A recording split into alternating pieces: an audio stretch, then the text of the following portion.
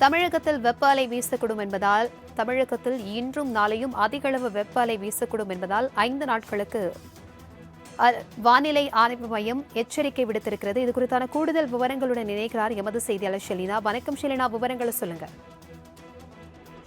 தமிழகத்தில் கோடை காலம் தொடங்கியிருக்கக்கூடிய நிலையில் தொடர்ச்சியாகவே வெப்பநிலை என்பது நாளுக்கு நாள் அதிகரித்துக் கொண்டு வருகிறது.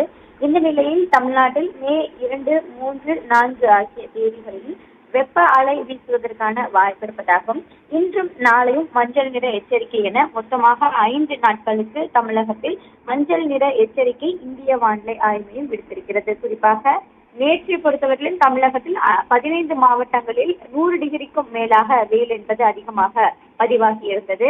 அதிலும் குறிப்பாக ஈரோடு மாவட்டத்தை பொறுத்தவரையிலும் 108.68 டிகிரி பாரன்ஹைட் வெப்பம் என்பது பதிவாகி இருந்தது என்பது குறிப்பிடத்தக்கதாக இருந்தது.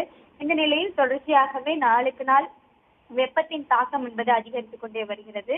இது குறித்தாக வானிலை ஆய்வு மையம் இன்று விடுக்கப்பட்டிருக்கக்கூடிய அறிக்கையில் மே 30 1ஆம் தேதி வரையிலும் ஒடிசா, பீகார் உள்ளிட்ட இடங்களில் வெப்ப அலை வீசுவதற்கான வாய்ப்பு இருப்பதாகவும், அதற்கு அடுத்தபடியாக மே 30 2ஆம் தேதி வரையிலும் தமிழகத்தில், அதே போல கர்நாடகா உள்ளிட்ட மாநிலங்களை பொறுத்தவரையிலும் வெப்ப அலைக்கான மஞ்சள் நிற எச்சரிக்கையும் விடுக்கப்பட்டிருக்கிறது.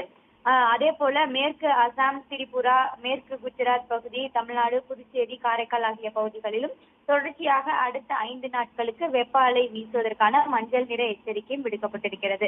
தொடர்ந்து பல்வேறு மாநிலங்களில் வெப்பநிலை என்பது அதிகரித்து வரக்கூடிய நிலையில் தமிழகமும் அதில் 2ஆம் இடம், 3ஆம் இடம் உள்ளிட்ட இடங்களிலும் வெப்ப அலை வீசுவதற்கான வாய்ப்பு இருப்பதாகவும் தொடர்ச்சியாக தெரிவித்து வரக்கூடிய நிலையில் நாளுக்கு நாளாக வெப்ப அலைக்கான வாய்ப்பு என்பது அதிகமாக இருக்கக்கூடும் என்று தெரிவித்திருக்கிறார்கள்.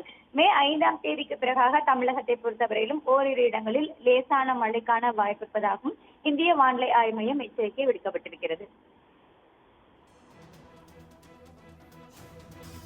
தகவல்களுக்கு நன்றி ஷெலினா.